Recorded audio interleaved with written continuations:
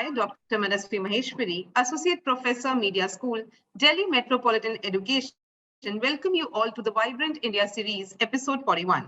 I also welcome all our viewers who are watching us live on Facebook. Vibrant India series, VIS, is an initiative of DME Media School for celebrating 75 years of India's independence. This series will be a year-long exercise. As part of this series, we invite inspiring personalities for online talk, interview, and interaction with our students. The invited personalities for this series are from all walks of life and from all parts of the country. And today, our special guest is Shri Vibhuti Narain, former IPS officer, former Vice Chancellor Mahatma Gandhi Antarashtriya Hindi University, Wardha, eminent author and accomplished novelist. We welcome you, sir. I would like to take a moment and introduce Delhi Metropolitan Education to our viewers. Delhi Metropolitan Education is an A-grade premier educational institute affiliated to Guru Gobind Singh Indraprasth University, New Delhi, and approved by Bar Council of India. The institute offers BBA, BLLB, BBLLB, and BA-JMC programs.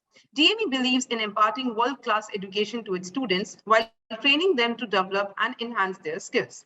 This education and training enables them in taking up challenges of the industry and creating a space for themselves with their competence and vigor. DME Media School is one of the most promising media institutes in the country. It offers BA in journalism and mass communication. It is recognized as a school focused on the growth of its faculty and students through academic and co-curricular activities.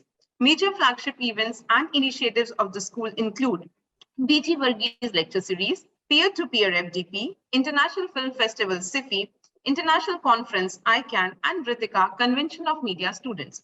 And newly added to this list is VIS, Vibrant India series. It is our privilege to introduce you to the personality of episode 41 of the VIS. I invite Priya Yadav, student of Bachelor's of Journalism Mass Communication program, to introduce our guest for the day. Over to you, Priya. Shri Vibhuti Narain, an IPS officer of the 1975 batch allotted to the UP cadre. He is an acknowledged fiction writer of Hindi. His eventful police career of 36 years saw him many winning laurels. He was awarded with the Police Medal for Meritorious Services and President's Police Medal for Distinguished Services during his career, which included posting in anti-insurgency operation in the Kashmiri Valley 1992 to 1993. SSP Kumbh Mela Allahabad 1988 to 1989, and many communally sensitive districts of Uttar Pradesh as SSP and Inspector General of Police. He has raised his voice and written boldly against the communal basis of the Indian police. He was awarded a fellowship by the National Police Academy, Hyderabad, to work on the perception of police neutrality during communal strife in India, and his dissertation was published under the title Combating Communal Conflict and was translated into Hindi, Urdu, and Kannada. His novel, Shehar Mein Curfew, has been widely talked about and was translated into English, Urdu, Punjabi, Bangla, Marathi, Odia, and Malayalam. He is well known as an activist who has been fighting against obscurantists and communalists in the Indian society. He established a library in his village, Jokhara, Azamgarh. I now request the technical team to show some glimpse from his life.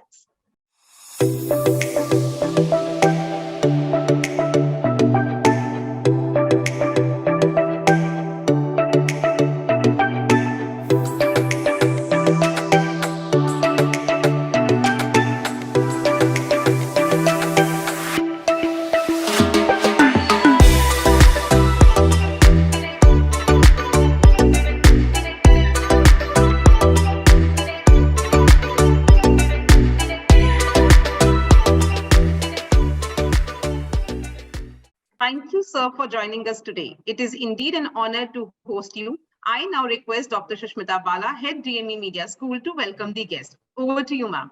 We welcome everybody in episode 41 of Vibrant India series. We launched this digital program on August 9 in 2021 on the anniversary of Quit India movement. This is an initiative of DME Media School, Delhi Metropolitan Education, Vibrant India series is an online series to get inspiration from distinguished personalities. This program has been conceptualized and created by Professor Ambrish Saxena. Vibrant India series is a tribute to all those people who have made supreme sacrifices for the independence of our motherland. India will be completing 75 years of independence this year. We started celebration last year only. This program, VIS, has been launched as a part of these celebrations. 8 personalities from the defense forces have participated in VIS till date. These personalities belong to the Indian Army, Air Force, and BSF. These include Lieutenant General Sanjay Kulkarni, Lieutenant General Vinod Bhatia, Dr. P.K. Saxena, Professor R.K. Dargan, Captain Dhamveer Singh, Group Captain Ashok K. Chordia, and Mr. Virendra Kumar Gaur from BSF. This list includes a woman as well, ISKCON leader Prerna Chaturvedi. 5 personalities from the education sector comprising education planning, teaching and research have participated in VIS. These include Professor Ujjwal K. Chaudhary, Dr. Nakul Parashar, Dr. Saurabh Ghosh, Dr. Dev Aikaj, Dr. Gurmeet Singh, 2 senior journalists, Mr. Rajesh Badal and Mr. Shambhunath Shukla have graced this program. While Mr. Sanjay Banerjee belongs to the broadcasting industry as a commentator, Dr. Ashish Kulkarni represents the entertainment and animation industry. 6 personalities from the social sector and notably all women have participated in VIS. These include Dr. Monisha Behel, Dr. Mridula Tandon, Dr. Mridula Seth, Ms.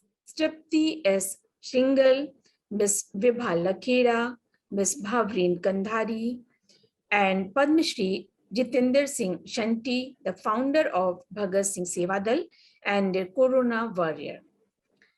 4 personalities belong to art, theatre, and literature. These include Dr. Sachidanand Joshi from Indira Gandhi National Center of Arts, Mr. Arvind Gaur from Theatre Group, Mr. Lakshmi Shankar Bajpayee, an eminent poet and broadcaster, Mr. Aditya Arya, an eminent photographer. From the field of law and human rights, 2 personalities from the field of law raised this VIS session. These include Professor Manoj Kumar Sinha, Director, the Indian Law Institute, and Ms. Jyotika Kaura, women rights activist and member of NHRC. 10 women have participated in 39 episodes of VIS. I have already mentioned about 6 women working in the social sector, 1 in the Air Force and 1 in human rights. I also want to make mention of Ms. Indrani Singh, a pilot, and Ms. Pallavi Majumdar, an adventure motorcyclist. 2 senior IAS officers have also graced the VIS. These include Mr. Ashok Pradhan, IAS and Director Bharati Vidya Bhavan, Delhi Kendra, and Mr. Vimal Julka, who has served as a Secretary in Information and Broadcasting Ministry and Chief Information Officer.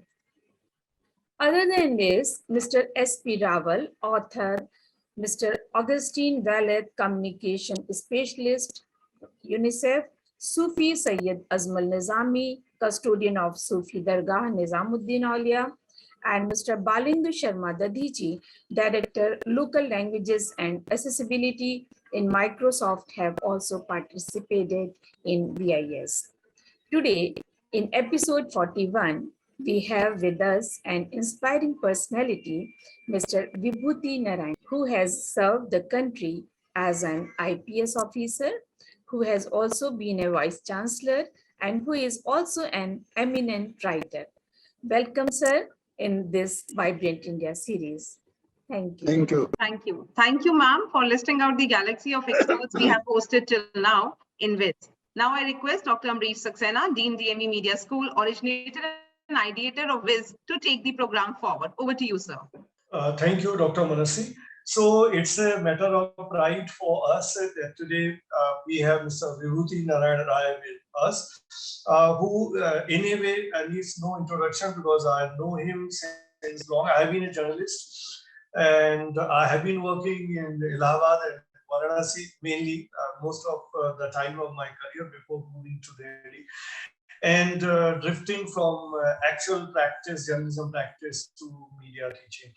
So I know that right from the beginning, though he used to be an IPS officer, but he was always very much keen towards writing, and his novel Sheher Mein Curfew, which I remember he wrote in 1980s only, and thereafter he kept on writing so many novels, and then his whole inclination towards writing and literature finally led him to lead one of the most distinguished universities of the country, that is this Wada-based Hindi University, Antarashtriya Hindi Vishwavidyalaya. So this is a program where we invited him and he was very kind to accept our invitation. And this whole program, if I can tell you, Mr. Rai, that this whole program is the basic objective is to bring some motivation to the younger generation. The students, mostly the students are there in this session and they are studying journalism and mass communication.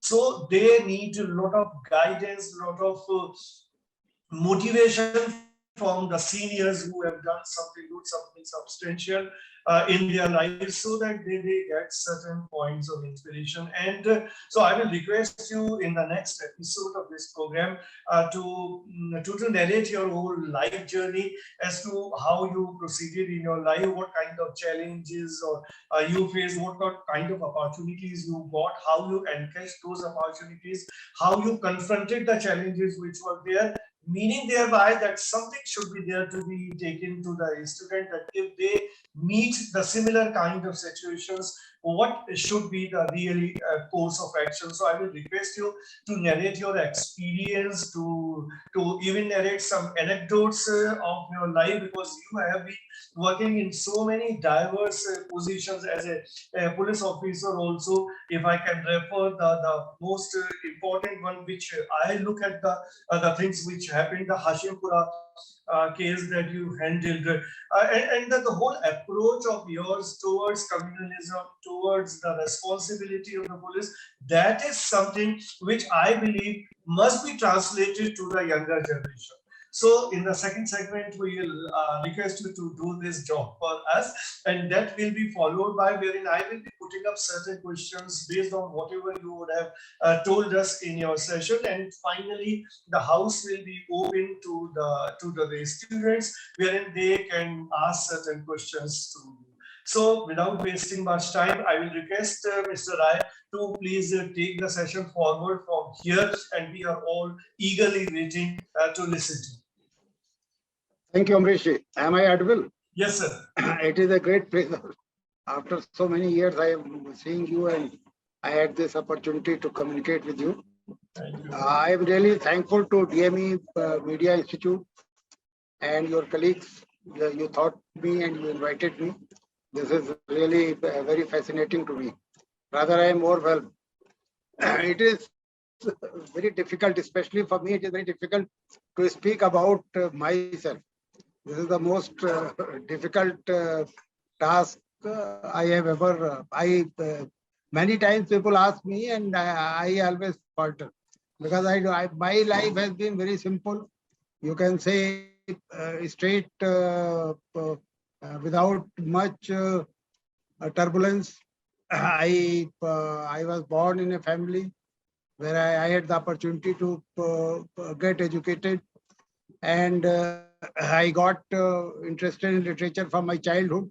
So I had facility to lay hands on books. I read as much as I could read. Then I landed in Allahabad. There I was exposed to certain philosophies, certain realities of life, certain, say, situations of social sciences, where I could learn how to handle various situations.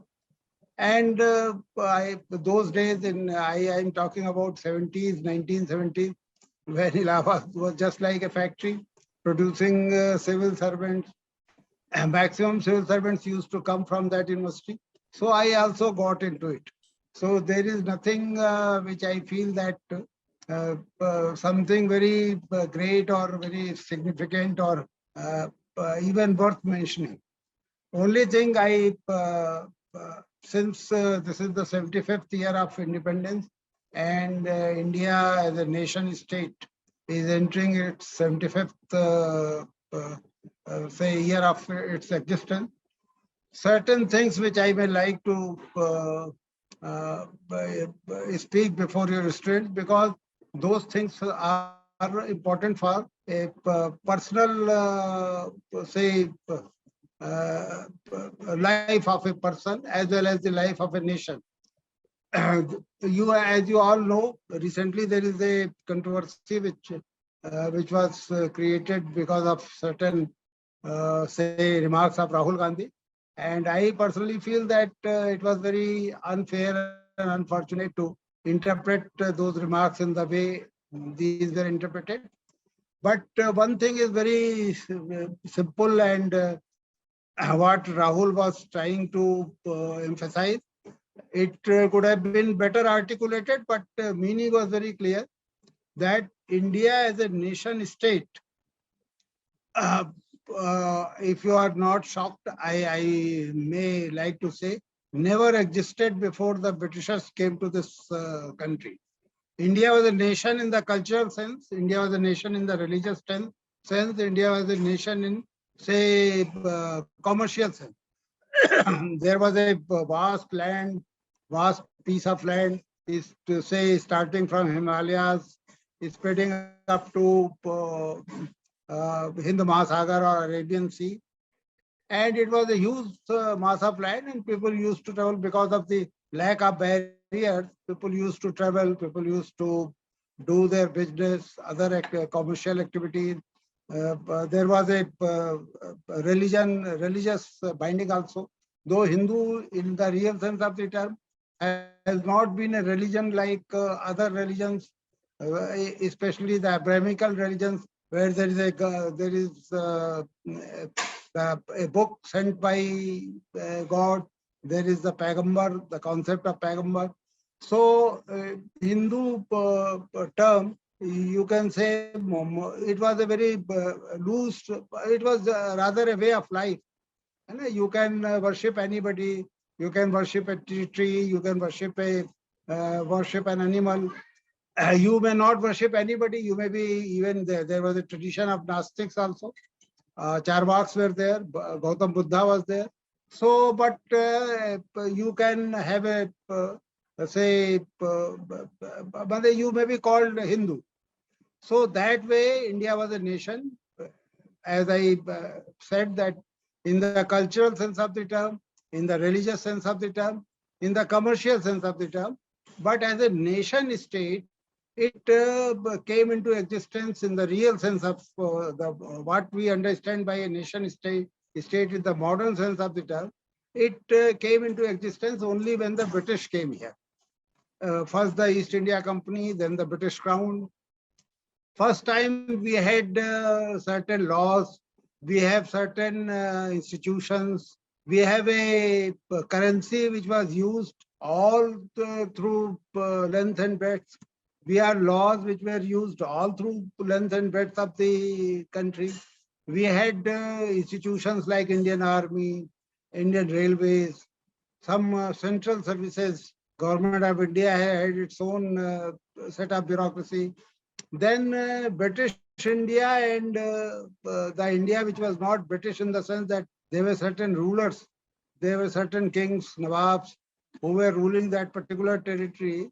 All these have more or less common revenue laws, more or less common penal laws.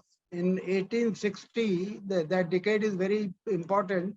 That first time we get Indian Penal Code, we get CRPC, we get Indian Evidence Act, we get Indian Police Act, and a nation state is coming into being. And to me, it was a very big change in the sense that first time we have a law for which was equal to every citizen of this country. A Brahmin and a Shudra, if they commit a crime, they will get the same punishment. A man and women have equal rights, equal their deposition before a court of law will have equal importance. So these things were happening which were unknown to this land. Even when Muslims came, they also have discrimination in laws. But when British came, first time we got legal system which was equal to everybody. You commit a crime, you are a sheikh or you are a julaha, you are a Brahmin, you are a Shudra, you will get the same punishment. Your value of your evidence will be equal, will be same. So this was something which was totally new to this land. We had a revenue law, and from Kashmir to Kanyakumari, you find more or less the same institutions, the same measurements, the same bureaucracy. So gradually a nation state started taking shape. In 1947, it was very traumatic and challenging times to us that this country was partitioned. And this country was partitioned on the premise that Hindus and Muslims are two different nations. They cannot exist together. This was rubbish, but somehow this this premise was accepted by, say, not majority, but by you can say the people who were in a position to take decisions, and they decided that this country will be divided, partitioned. And it was partitioned. On our borders, there was a country, a Islamic country based on theology. It was a challenge to our nation builders, Mahatma Gandhi, Jawaharlal Nehru, Sardar Patel. What shape should they give to this newly born country? Should we make it a Hindu state, which could have been most logical and most normal? Because after all, as I mentioned, that country was being partitioned on this premise. But they said no. We will make it a secular democracy. We will make it a democracy and a secular democracy. And we will adopt a constitution which gives equal right to all the citizens of this country. And that was accepted. December 1949, the constitution, the drafting was completed. 26 January 1950, the constitution was implemented. It came into existence. But this Constituent Assembly was not elected by people. Constituent Assembly was created with, it was a, you can say, it was a composition of many contradictory factors. But there was a Constituent Assembly, it was established by a law, so they could draft the constitution. But then the real test came in 1952, when the first election took place. It was a real test that whether this constitution is accepted by the majority of this country, or if this constitution is not accepted by the majority of the committee. And there was a very strong, feeling, even among the cadres, leadership and cadre of Congress, which was the largest party and ruling party, that we should become a Hindu Raj. Fortunately, our great leaders like Jawaharlal Nehru, Mahatma Gandhi also was there to guide us till January 1948, 6-7 months. But after the departure of Mahatma, it was the responsibility fell on the shoulders of Jawaharlal Nehru to a great extent. And incidentally, today is 27th May, when Jawaharlal Nehru breathed his last. So it is pertinent to mention that it was because of Jawaharlal Nehru that we sailed through, and he convinced the people, he convinced the electorate that if we become a Hindu Raj, we will be destroyed. If we become a democratic secular country, we will prosper and we will march forward. And since then, this journey began after first election, second election, third election, and new dreams were in our eyes. We wanted to make a great nation. First 5-year plan, second 5-year plan, third 5-year plan. So it was going very smooth. But the problem is that the institutions which we created and the leadership, there was clear division among the leadership. There was a leadership which was progressive, which was far-sighted, which was forward-looking, which wanted to create a socialist, a democratic, a secular republic. But there was a sizable number of other leaders also who thought otherwise, and this conflict is always visible. And it is very unfortunate that we always blame that the communal conflict was because of the divide and rule of British rulers. But you see that after 1947, the first major communal riot broke out in Jabalpur in 1961. And after 1961, every second, third year, we have a long history of communal violence. After every second, third year, we will have a communal conflict, one place of the country or the other place. There may be big riots, there may be small, medium-sized riots, but we could not get rid of this menace completely. And unfortunately, this journey, this journey was not very smooth.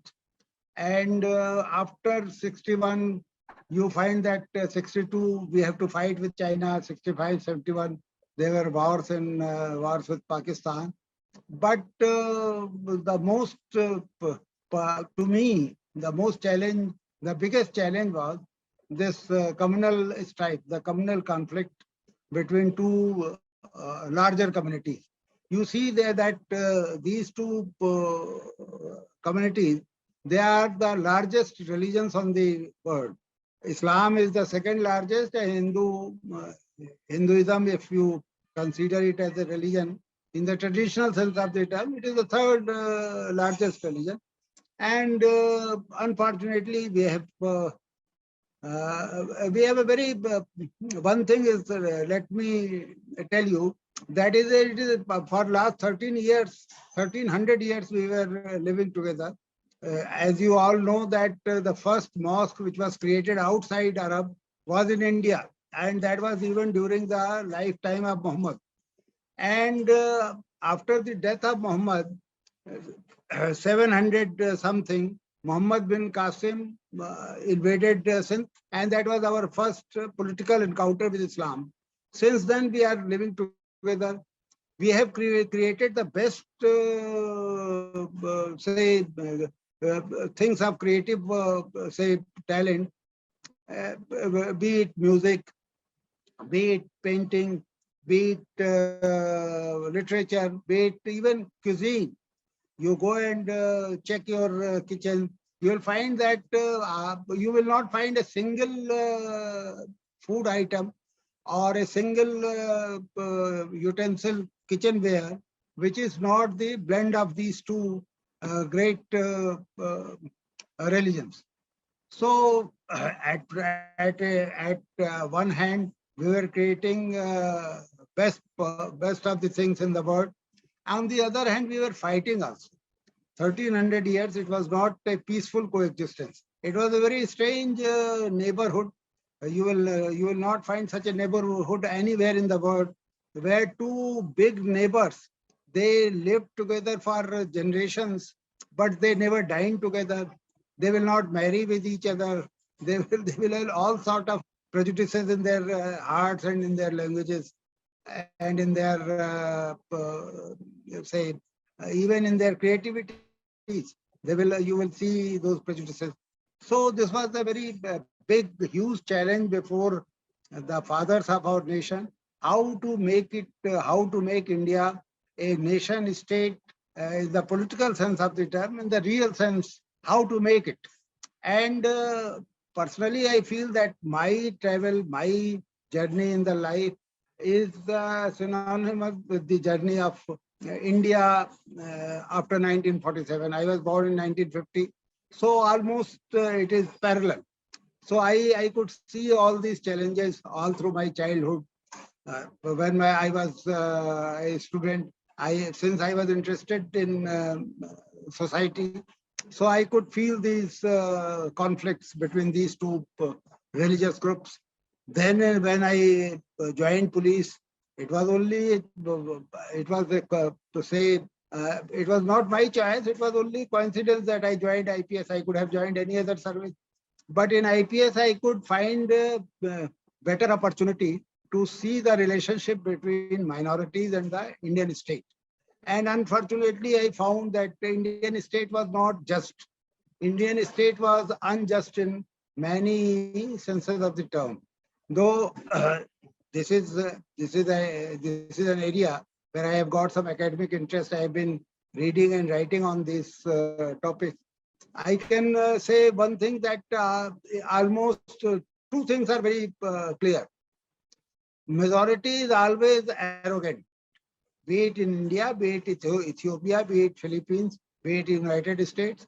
Majority is always arrogant, and majority always feels that it has got some responsibility to bring minority in the main stream of the society. This mainstream is very confusing, and mainstream is very. It's a debatable. Some other day we can talk on. But this is almost everywhere in the world, not in India. Then I found that communalism in any part of the world may not flourish, may not be able to challenge the very existence of the state unless the state itself encourages it, does not encourage it. In India, you will find it may create unnecessary controversies if I start mentioning occasions when Indian state encourages certain things, and later on it has to suppress it with great say might and with lot of price. So always the state encourages. If a state discourages from the very beginning, there will be, it is not, nobody can say that communalism will be wiped out. There will be communalism, but communalism will remain to a certain controllable, you can say, state. It becomes a challenge, and later and gradually it becomes a challenge to the state itself when it gets encouragement and say more, it gets encouragement from the state itself. So that's what happened in India also. So these 75 years have been very challenging from this point of view. But personally, one can say that these 75 years have been very satisfying also in many areas. I belong to a village and I have seen the changes in the life of a poor villager. The eradication, not you can't say complete eradication, but to a great extent of a very, say, inhuman institution of World Vyavastha. World Vyavastha was very, it was the worst institution in the history of mankind. And somehow we have been able to control it. We have been able to eradicate it to a great extent. You can see the change from your own life when you travel in the cities, when you travel in the villages, you go to the universities, you find the changes. You find a large number of people from, say, suppressed classes, scheduled caste, scheduled tribe, even women. Even from the upper, so-called upper classes, they hardly had any opportunities before 1947. Gradually, now you find everywhere women, their representation in the armed forces, in police, in politics, in civil services, everywhere it is increasing. And it is very heartening to see that in universities, number of girls children are almost, girl students are almost equal to the male students. And especially in the primary schools. Say, whenever I visit my village, it is very heartening to see early in the morning more girls children going to schools on cycles with their bags on their back. Even we are laugh that boys are not as serious or sincere as the girls are, and it is visible on the road itself. You see the results of say different boards, CBSE, UP board, MP board. You always find more than half girls in the among the toppers. Out of 10, there will be 6, 7 girls in almost all the boards. So it is a great change is happening, though it is happening slowly, but it is happening, and we are witness to it. We see the changes in the life of the villagers. There used to be a saying in my childhood that it was very rare, very say limited families who had 2 meals available to them. Now hardly you will find any family which does not get 2-3 meals every day. So you see the change in the clothing. I remember in my childhood, most of the not only children but adults walking barefooted. Hardly there will be chappal or shoe in the like. So changes are happening, and changes are happening just in front of our eyes. But still, I feel that 75 years are not big time for the life of a nation. So if India has to become a say nation state in the real sense, it will have to do more. More means more to bring all to create stakes for all the sections of the society in the state. If a large number of our society, say minorities, if they feel that they don't have any stake in the nation, so it will be a huge challenge, and it will create obstacles to the process of making it a nation state. Luckily, you find during last 20-30 years, you remember you remember 50s and 60s and 70s also. You find large number of insurgencies going on in Northeast. Even there was a time when Punjab was burning. Gradually, we have satisfied most of the aspirations of the people who used to feel that they have very little stake in Indian state. Somehow they are coming closer to the closer to becoming a say partner in the state. But still there are issues. There are issues which are beyond our say control, like what is happening in Kashmir. It cannot be sorted out only by Indian state, since external forces are there. But more or less, we have convinced our people that they are also part of this nation. And this process has been slow, painfully slow, but we will have to accept it that in democracy, the process of progress will always be slow. So this is, I think, in a brief, I will say that I have nothing to add to my personal life, because it was, as I mentioned you, it was very simple. I did not have much challenges. I had a very smooth childhood and got into a service without the effort which these days boys and girls they are making. Literature was my area of interest.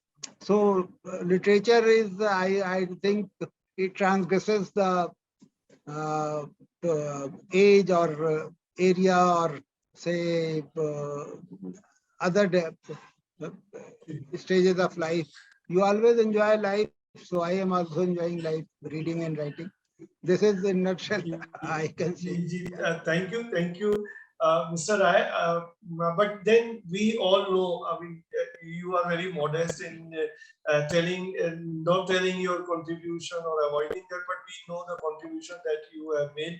And certainly, I would like to know a very pertinent thing, and I think the younger generation, the students will also be interested in knowing about the policing, because policing is one thing every citizen is having a taste of, good or bad or whatever, because that's part of your life. Anything untoward happens to you, you seek the help of the police, or any wrong thing you do, then you are facing the consequences at the hands of the, I mean, all this. And then as you refer to the communal rights, so whenever communal rights are happening, police has a major role to play, mostly as we believe should have been, to combat it, though there are instances where police have been in hand in glove in further flaring up the situation.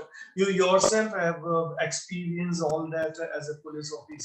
So if you can tell us in the backdrop of whether we call it Hashimpur or so many other things you would have witnessed as a police officer in your career. So if you can tell us something about the role of the police in society and the relationship between the police and the media, because these are the students who will be taking up positions in media tomorrow. So the relationship of the police and media, the role of the police in society, and if you can suggest something from your experience, your perspective, what all you can suggest as far as some structural reforms in the police setup and police function.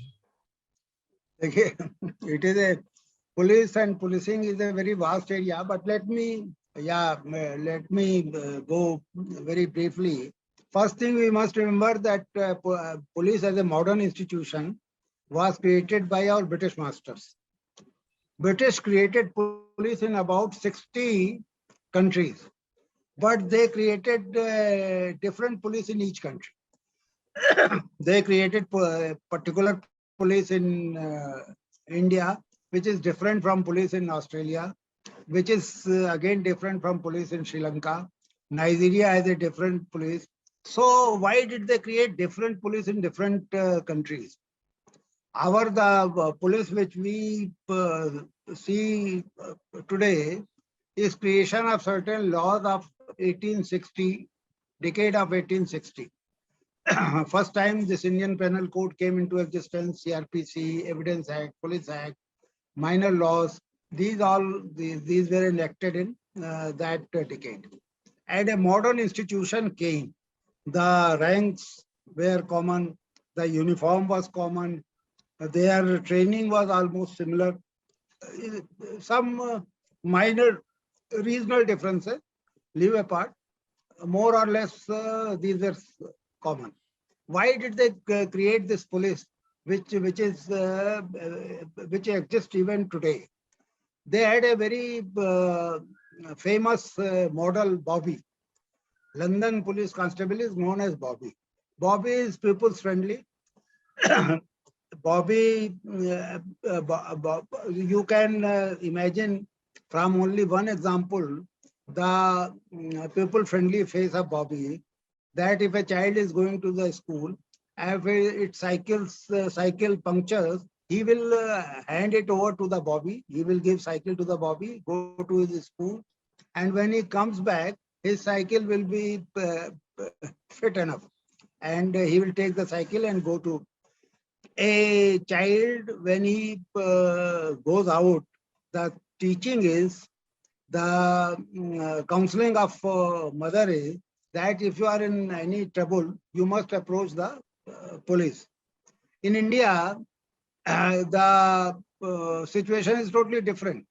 Generally, the word police is used to frighten or scare children. If a child is not sleeping in the night or is not taking his milk, you can scare him that if you don't do this, the police uncle will come and he will catch hold of you.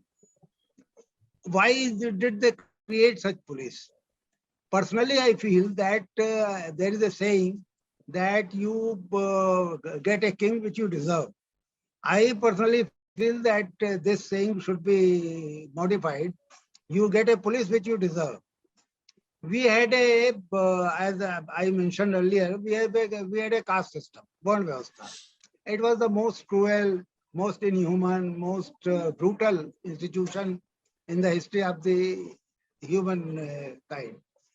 We were trained and we were disciplined, and we had a cultural training that three-fourths of our brothers and sisters are worse than animals. We will give a roti to the cow, and we will say with great say affection, but we will throw this roti to a sweeper or to a Dalit, and we will not like to even to touch his, even his shadow was taboo for us. So this society, and you say, you just analyze your language. It has many layers. To a person, you can say aye, you can say ao, you can say ah. This is not this is a unique thing. In English, you will not find such discrimination.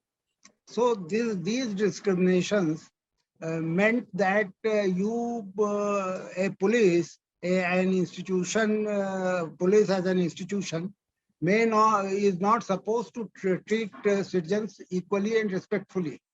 Citizen will be respected or treated as per his caste. The Varna Vyavastha has told us. And then they had only one purpose for this institution. They wanted to prolong their rule here. They had an experience of 1857. After 1857, these laws were created. So they created the institution which was brute, which was corrupt, which could do anything for their masters. So police was created as an institution. It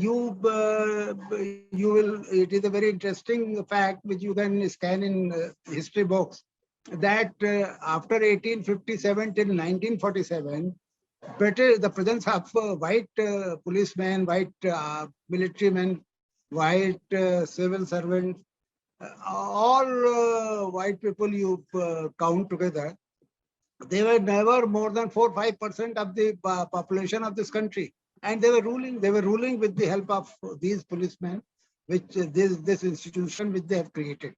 Only one good thing was that for the first time they have introduced laws which treated citizens equally. Theoretically, they were treated equally. Number one. Number two, recruitment was on the basis of merit. First time this merit was introduced. By you have to recruit IP officers, ICS officers. So you will take a test. There is some certain concept of merit there.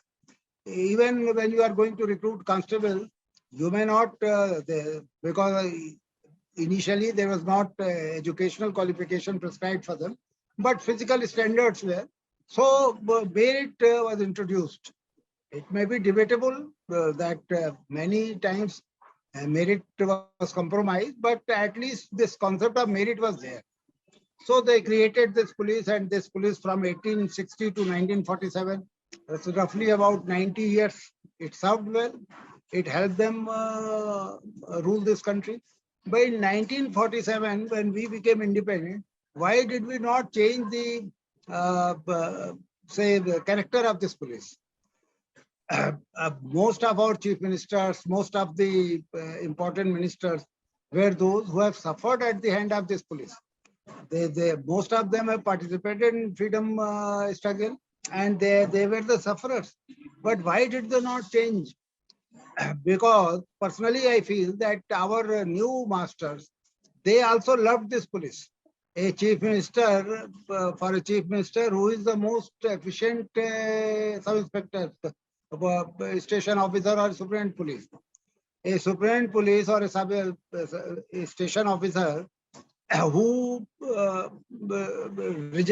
does not file complaints against his supporters, who may be very brute, who may break the hands and legs of his opponents, who may just throw constitution and other laws to air and just to help the ruling party workers. So that sub-inspector will be very, very close to the heart of the chief minister or to leaders of the ruling party. They also wanted to misuse this police. So they never thought of any, say in the real sense of the term, any improvement or any changes in the police system. When we talk of modernization of police, we talk of equipping police with more safe, lethal weapons, better communications, faster motor vehicles. So for us, modernizing police means that equipping police with better,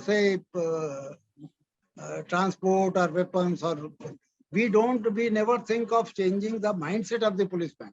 We never think of making policeman feel that he is the servant of the people. He is not the master of the people. But that does not suit to our ruling classes. So after 1947, more than half a dozen political parties have ruled this country, but never we have tried in the, say, real sense, tried to change the character of the police. There had been instructions, there had been judgments of Supreme Court, there had been reports of commissions, but all those are gathering dust in some corridors, and we never thought of implementing them seriously. And what is more, worrying is that even people don't agitate for a better police. In no election, you will find people demanding that we want a civilized police. We don't deserve this brute police, this corrupt police, this thoroughly unprofessional police. In any election, you tell me where people have come on the roads and they have asked for a better policing. So, as I told you, that this saying that people get king which they deserve, this saying should be further extended, that people get police which they deserve. So, if we deserve this police, we will get this police. Thank So, you. it is. It may be a. It may take very long. Yeah, I know that there's a very long subject. Yeah, we can discuss. Yeah, but this is something which obviously the media student, journalism student, they always try to understand. We also try to impart the same thing that you have been telling us all.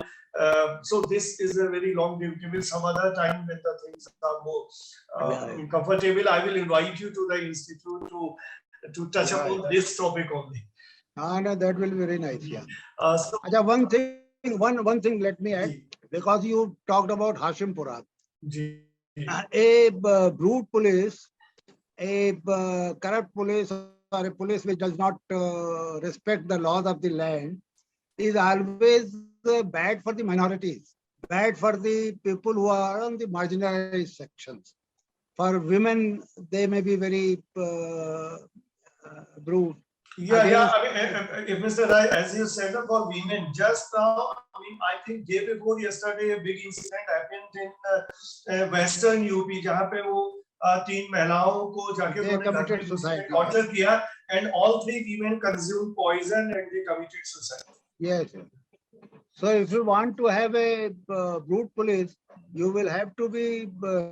You should be ready to face all these. Yeah, exactly. So, sir, now we'll move on to the final segment where there are many students eagerly waiting to interact with you and to ask questions to you. The first question. They are welcome there.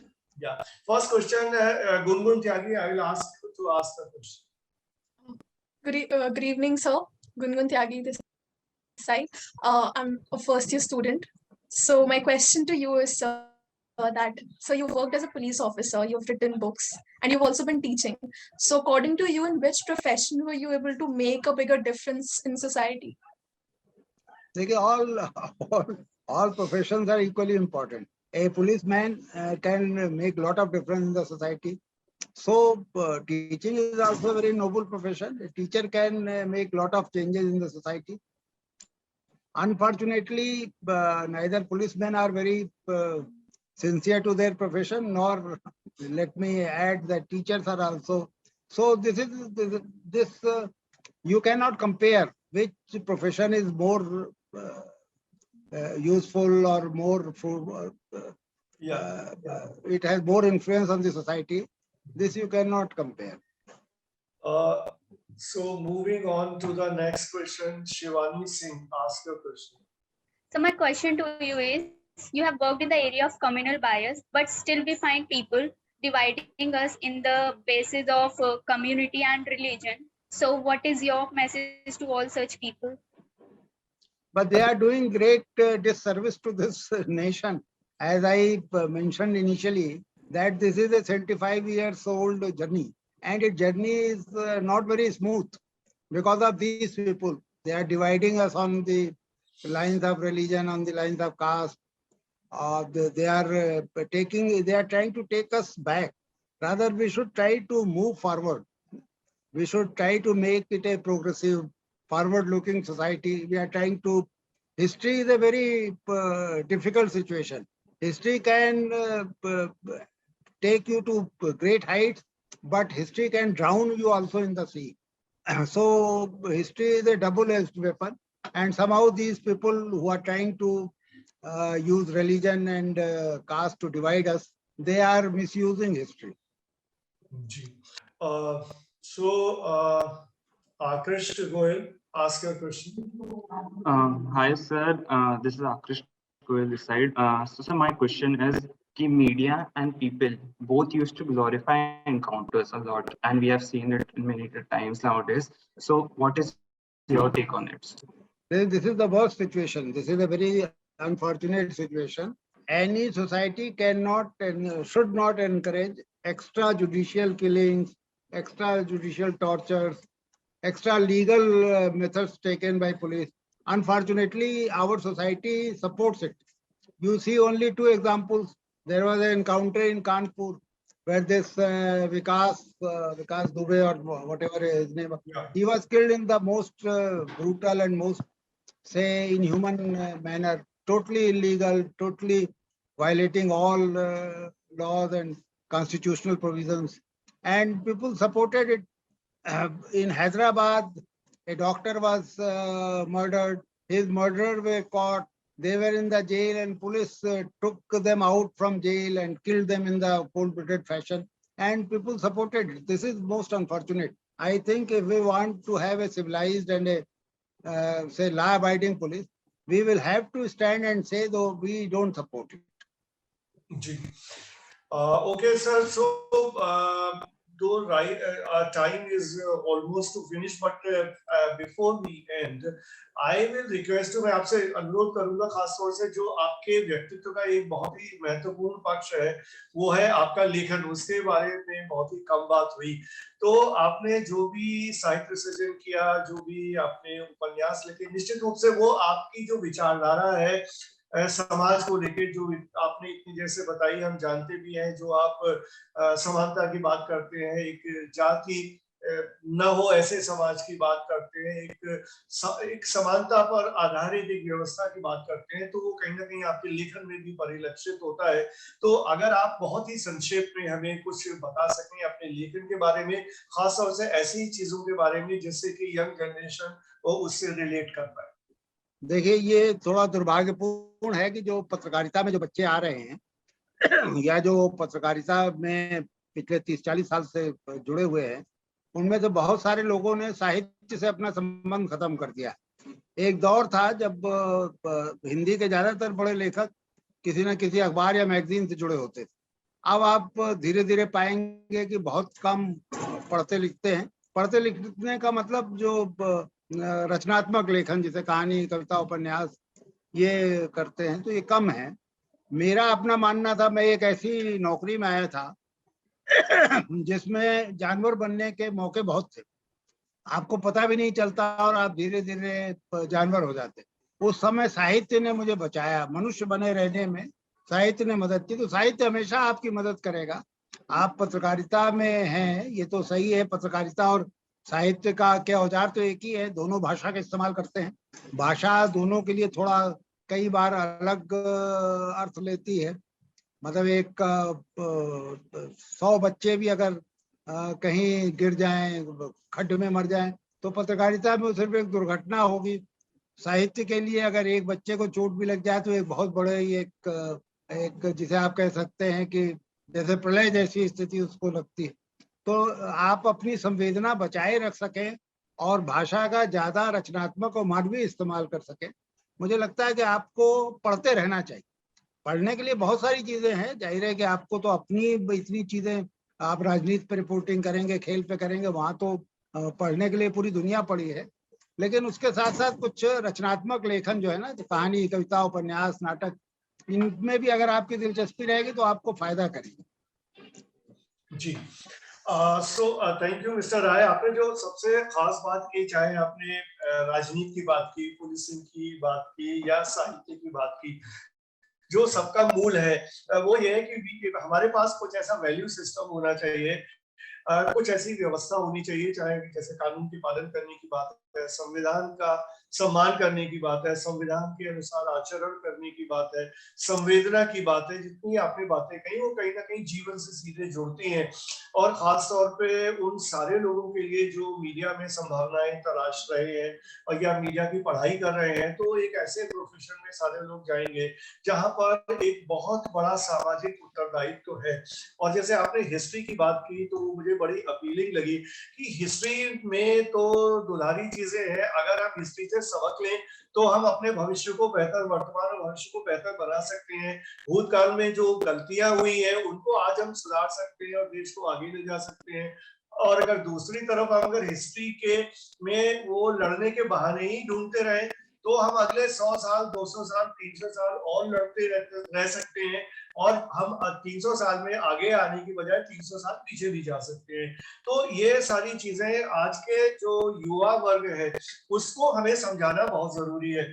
और आपको यहाँ इस कार्यक्रम में आमंत्रित करके या आप जैसे और भी लोगों को आमंत्रित करके हमारा प्रयास यही है कि हम उस तरह के मूल्य दे पाए अपने नई पीढ़ी को, जिससे वो अपने देश को समझ पाए, अपने समाज को समझ पाए, समाज के प्रति अपनी जिम्मेदारी को समझ पाए, एक बेहतर सिटीजन बन पाए। और जिस भी प्रोफेशन में, जैसे आपने कहा जब आपसे एक स्टूडेंट ने पूछा तुलना करने के लिए, तो जिस भी प्रोफेशन में आप जाएं वो प्रोफेशन ईमानदारी से निभाएं। और चूंकि हम मीडिया से हमारा ज्यादा सरोकार है ये इंस्टीट्यूशन में, चूंकि हम मीडिया की पढ़ाई करवा रहे हैं, तो मीडिया में भी बहुत जिम्मेदारी की जरूरत है, क्योंकि जिस तरह का मीडिया का स्वरूप अभी हमें दिखाई दे रहा है, तो हमें जरूरत है इस आगे आने वाली पीढ़ी में इस तरह के लोग आए कि जिस तरह की विकृतियां अभी आ रही हैं मीडिया के अंदर, पत्रकारिता के अंदर, वो चीजें ना रहे। हम सबको मिलकर ही एक ऐसा समाज बनाना है जो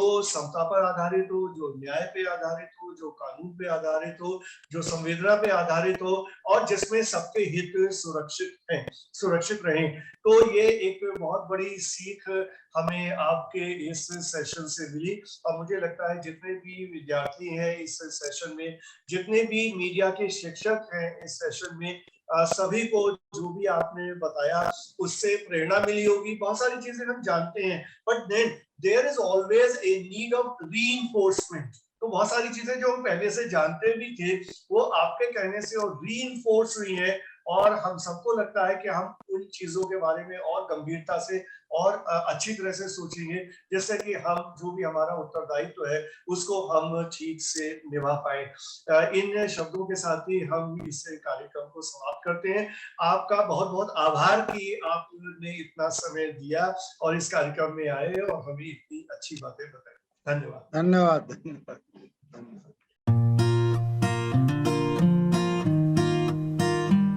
The first impression that comes to our mind about any college: tall buildings, big classrooms, large lobby areas, thick books, IT labs, assignments, class tests, and projects.